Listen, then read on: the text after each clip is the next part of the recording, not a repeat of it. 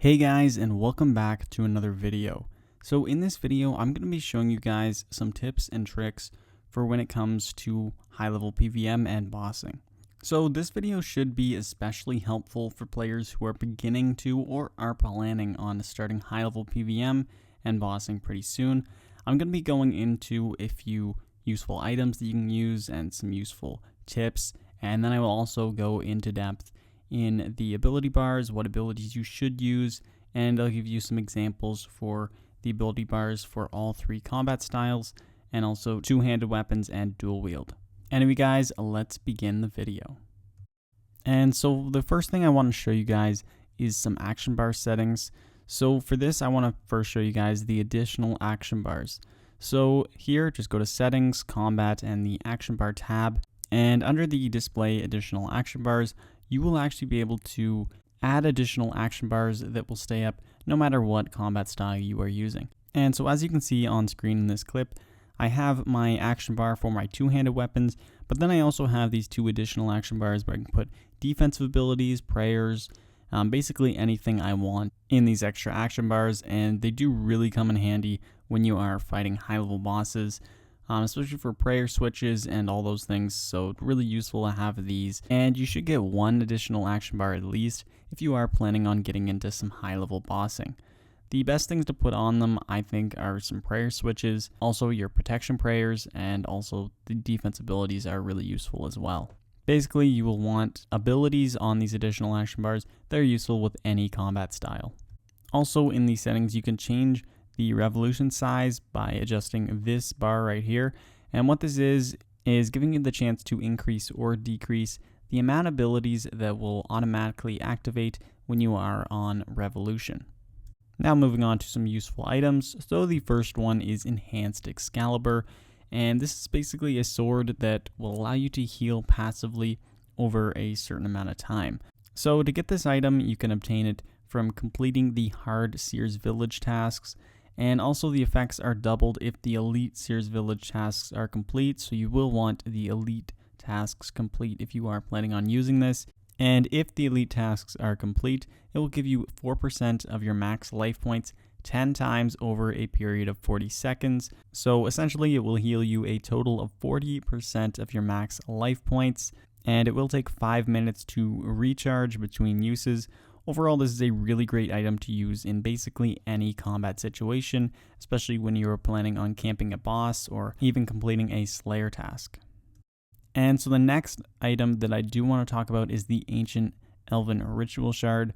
So what this item is, it can be activated to restore 37.5% of the player's total prayer points over 30 seconds with a 5-minute cooldown. So it is a lot like Enhanced Excalibur, except its boost is for prayer, and it does cost around 6.5 mil. Usually this item is only useful if you are planning on camping a boss for a really long period of time or long Slayer tasks. Basically, it just saves you a few inventory spaces if you are planning on being at a location for a really long time. The next item that is really useful is the Ring of Vigor. So you can purchase this ring for 50,000 Dungeoneering tokens at the Dungeoneering shop, and it does require 67 attack and 67 Dungeoneering to use. And essentially what this ring will do is when you use an ultimate ability, your adrenaline will be reduced by 90% instead of the full 100%. So this makes it really useful because you'll save 10% adrenaline after using an ultimate ability. This will allow you to get possibly another threshold attack off while you are using Death Swiftness, Sunshine, or even Berserk, which will boost your overall DPS. Another ability that the ring has is when the weapon's special attack ability is used, it will also only require 90% of the normally required adrenaline. So what this is just using a special ability depending on what weapon you were using, so this can be useful as well, but mostly this ring is used as an item to switch into right before you use an ultimate ability to save that 10% adrenaline. And so next I want to talk about the specific affinities that creatures may have, and this tip is mostly useful for Slayer creatures. Also, if you are more of a mid-tier player, then definitely you should be using the specific affinity that your creature you're killing has. As you can see in this clip, Nihil's, their affinity is ranged, which is why I am using ranged. And then the Ganodermic creatures in this clip, they're fire spells, so I am using fire spells in this clip as well. And what this is, it does boost your accuracy. So depending on your combat style, your hit chance may increase or decrease, but if you are a high enough combat level, then overall it wouldn't really affect it too much. You should still have 100%. So again, this tip is mostly for players who are kind of mid-level. You should definitely use the affinity that the creature you are attacking has. That way you'll have the highest hit chance. Another tip that I do want to mention is tick eating. So what this is when you are drinking a Ceradomian brew, for example, and eating food all at once, giving you that extra heal in the one tick. So looking at this right here, I click the Ceradomian brew as the same time as I click my keybind for eating a shark, and what it does, it will heal me both the shark and the Ceradomian brew.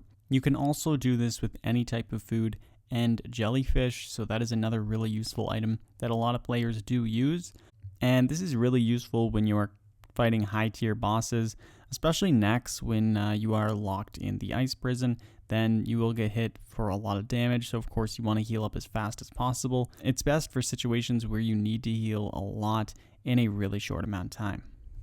And now this next tip is adrenaline stalling, and so a lot of you players probably do know about this, but it is a really useful way to keep your adrenaline high in between boss kills, for example, and in between you're waiting for something to spawn. So what it is, as you can see, I'll stop attacking this dummy and I'll switch to some defense abilities. So you can just use your defense abilities to maintain your adrenaline. So usually after about 10 seconds out of combat, your adrenaline will start to decrease. But if you do use an ability, then this will actually stop it from decreasing and it will wait another 10 seconds. And you can use abilities like Anticipate, Freedom, even Surge or Escape, although these two do have the same cooldown. And by the time you use all three, you will be able to use Anticipate again. So overall, this is a really great way to stall your adrenaline in between boss kills. Just using these three abilities should be able to keep your adrenaline high for the beginning of the next kill. And so the next thing that I do want to talk about is the combat abilities and the orders and some example of some action bars that you guys can use. So this is a really complex topic. I'm only going to go into the basics of it. So if you want a more advanced guide, definitely check out some other ones. There are some really good ones out there. But for this one, we're just going to talk about some beginner level stuff. So starting off, we will start with ranged. So for the two-handed weapon, here's an example of a pretty good ability bar that you guys should be able to use. So the first ability is Corruption Blast, followed by Fragmentation Shot, then Dazing Shot, Snipe, Tuska's Wrath, Sacrifice, Binding Shot, and Ricochet. And then after those basic abilities, you will want to start putting in your thresholds and ultimate abilities. So my thresholds, I have Bombardment, I have Rapid Shot, I have Snapshot, and then I also have Death Swiftness for my ultimate ability, and this is going to be used a lot. And as you can see, the only difference between the two-handed weapon and the dual wield is the Needle Strike and the Dazing Shot, so you can just replace those if you are using dual wield or not. Also, the Tight Bindings and Sacrifice are a little bit swapped there, but it really doesn't matter too much. Also, if you guys don't have all of these abilities, then you can switch them or just move your abilities up one. So if you, for example, if you don't have Corruption Shot, which you can get from the Mazcab ability codex, you can just move Fragmentation Shot up one and also everyone else up one as well. And so now we're going to talk about the ability rotations.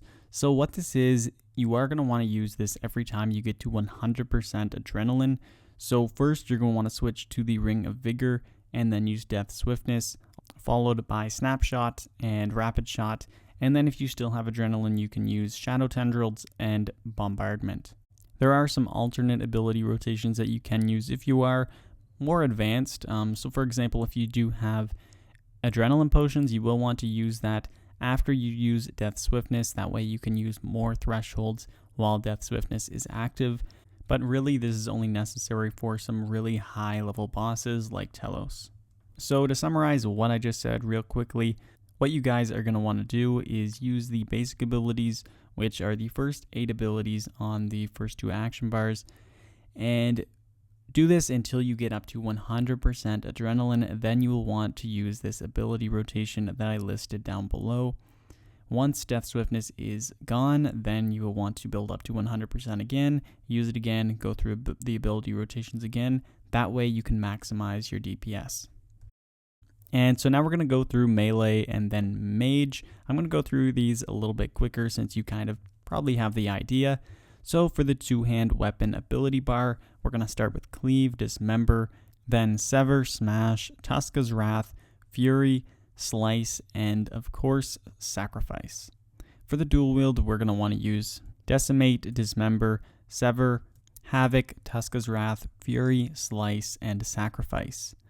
And then again, for our thresholds and the ultimate we're going to want to use Berserk. This way we will double our damage and also take more damage as well. But the main part of this is deal more damage. And then depending on if you are using two-handed or dual wield, the abilities are slightly different. So now we're going to look at the ability rotations.